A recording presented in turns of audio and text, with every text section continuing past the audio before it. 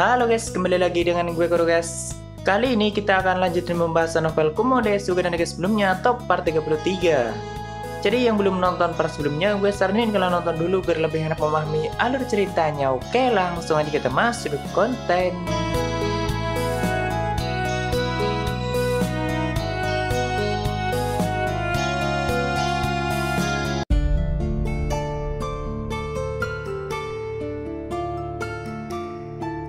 Sebelumnya semua pasukan iblis sudah dipindahkan ke wilayah manusia dan mereka sedang menempuh perjalanan untuk sampai ke desa elf, dibantu oleh pasukan Reksana dan agama firman Tuhan.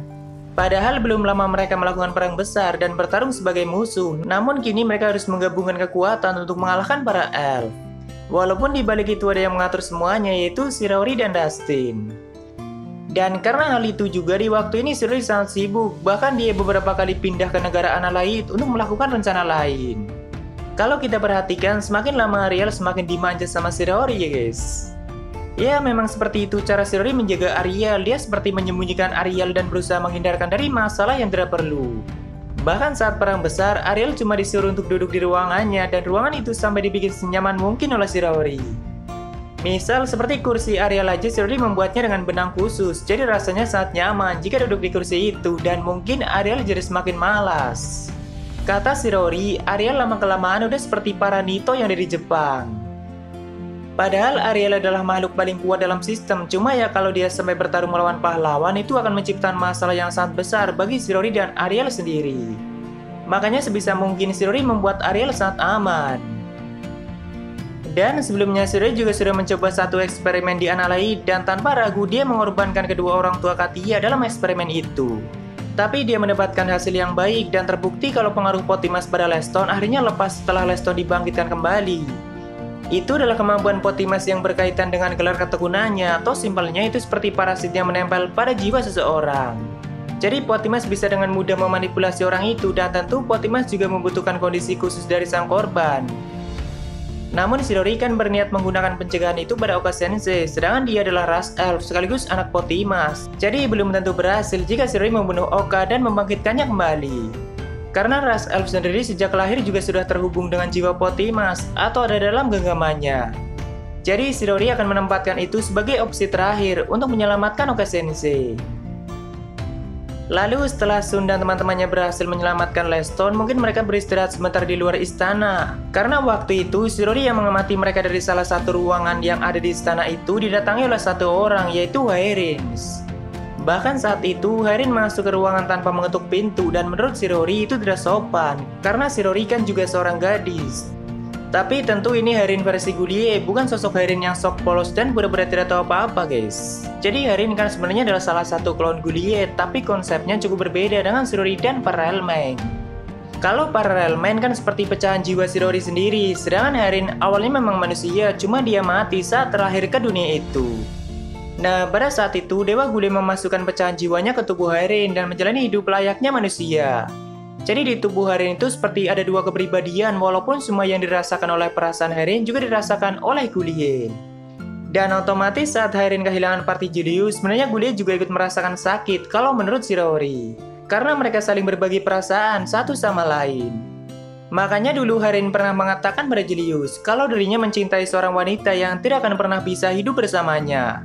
Mungkin wanita yang dia maksud adalah Dewi Sariel. Ya kalau bagi Shiraori sih itu adalah kegabutan Gulie yang tidak punya cara untuk menghabiskan waktunya, jadi dia bermain persahabatan dengan Julius dan partinya.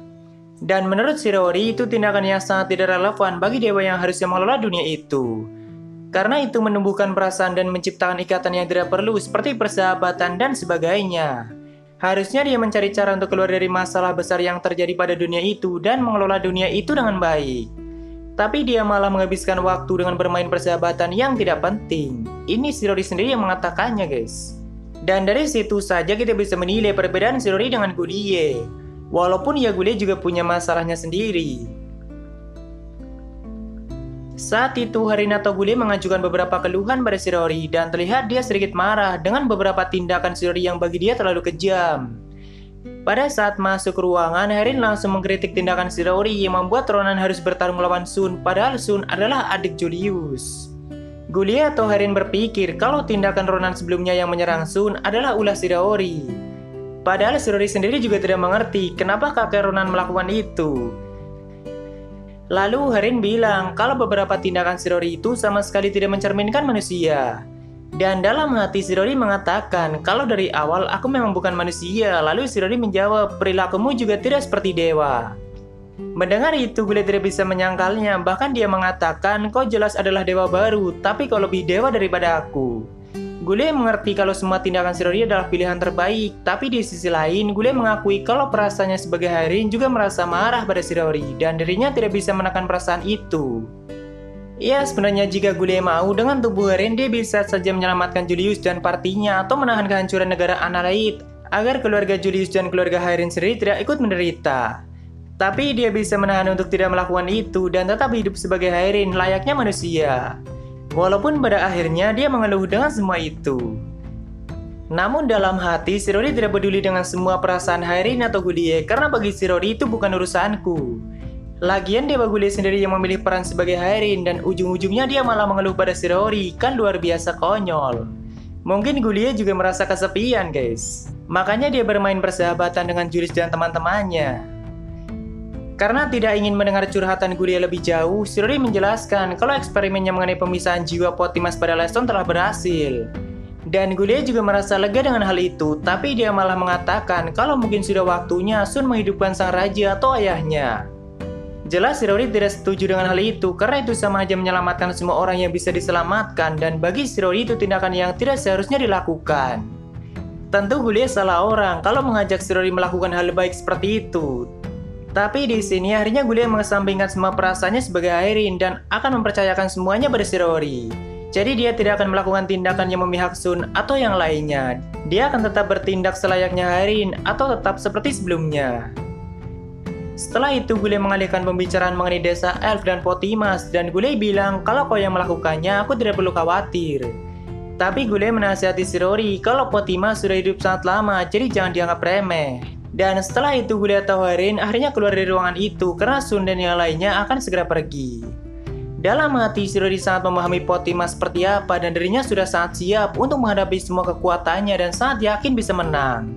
Kalau tidak seperti itu ya bukan Shirori. Tapi Shirori juga sebenarnya merasa lega ada Harin di samping Oka, Sun dan teman-temannya karena jika Harin serius, menurut Shirori dia juga bisa menghidupkan orang mati jika situasinya sangat buruk. Karena dengan tubuh Harin dia bisa menggunakan sebagian kekuatan dewanya. Dan mungkin ini sudah menjawab kenapa dari dulu Harin selalu selamat dan hanya dia yang selamat di party Julius.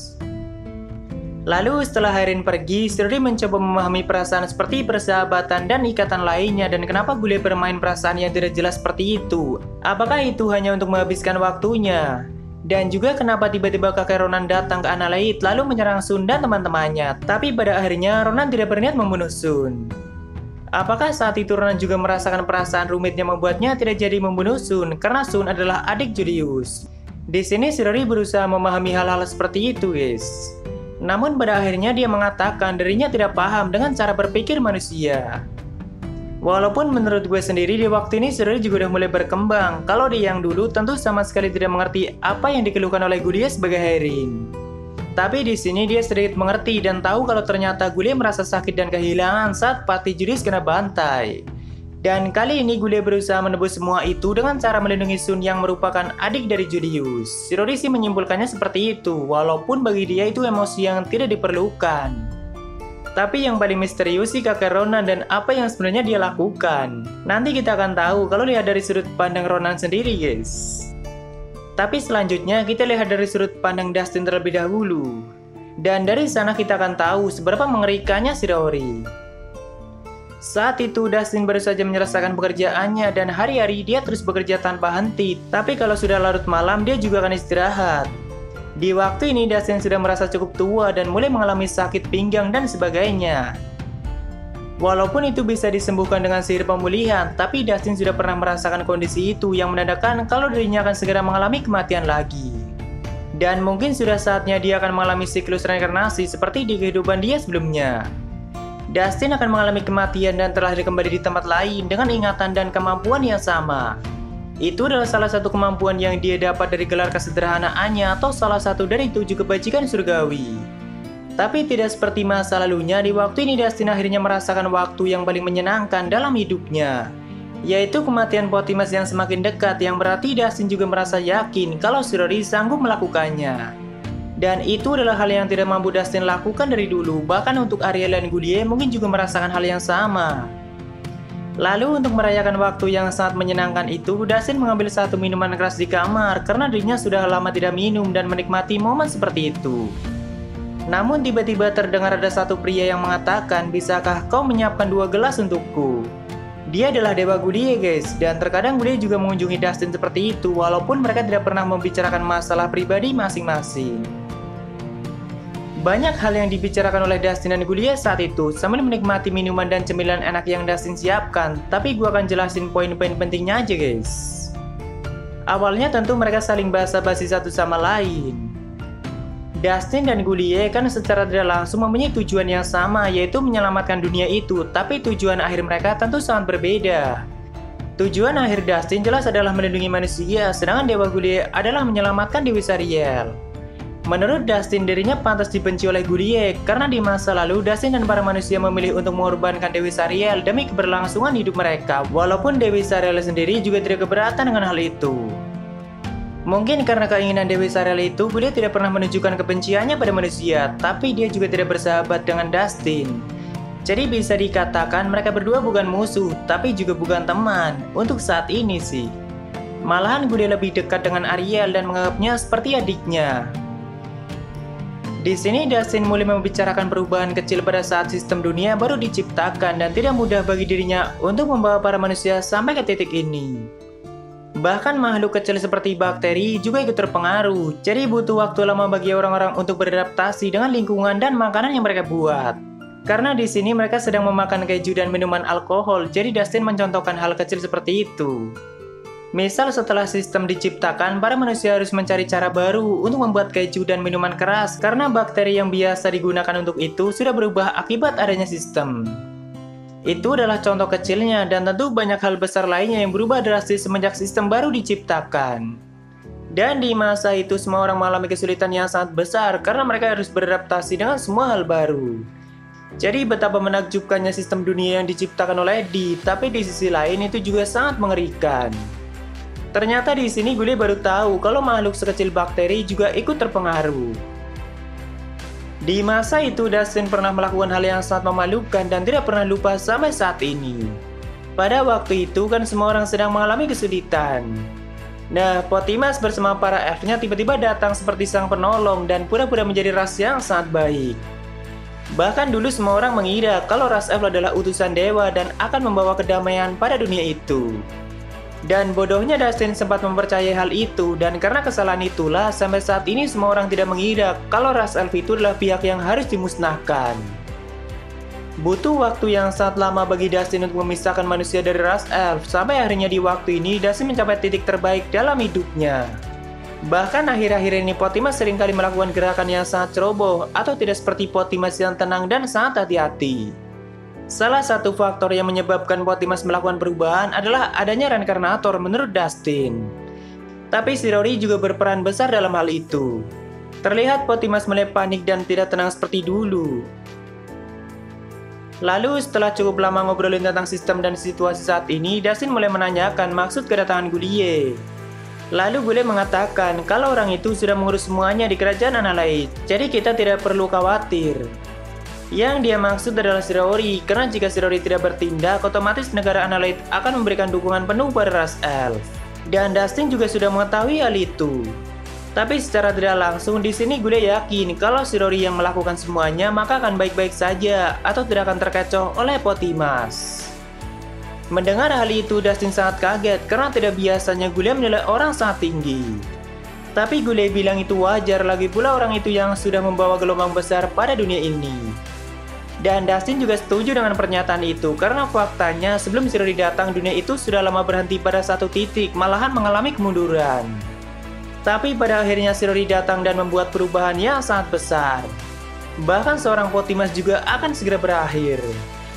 Walaupun di sisi lain Dustin sangat paham Pothimas itu orang seperti apa dan sangat susah membayangkan kalau Pothimas bisa dikalahkan. Tapi sejauh yang Dustin tahu, Shirori juga belum pernah mengeluarkan kekuatan penuhnya dan semakin memahami Shirori, Dustin juga semakin yakin kalau dia sanggup melakukannya. Malahan lebih dari itu.